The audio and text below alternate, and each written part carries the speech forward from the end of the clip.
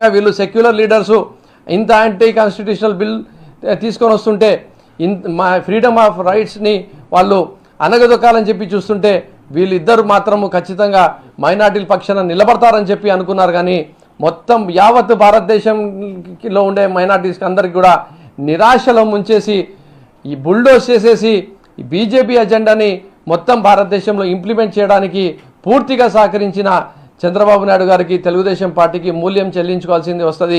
ఇప్పటికైనా మీ వైఖరి మార్చుకోవాలా, మీరు సుప్రీంకోర్టులో పార్టీ కావాలా, మీరు ఎన్డీఏ నుంచి బయటికి రావాలా, మీరు గల్లీ నుంచి ఢిల్లీ వరకు ప్రతి చోట ముస్లిం మైనార్టీల కోసం కాదు, ఇది భారతదేశ కాన్స్టిట్యూషనల్ రాజ్యాంగం ఇచ్చిన హక్కుల కోసం పోరాడాల్సిన ప్రతి ఒక్క పైన బాధ్యత ఉంది. కాబట్టి తెలుగుదేశం పార్టీ కూడా నేను డిమాండ్ చేసి అడుగుతున్నా, మీరు ఖచ్చితంగా బయటికి రావాల్సిందే, మీరు బయటికి వచ్చి మాతో కలిసి పోరాటం చేయాల్సిందే.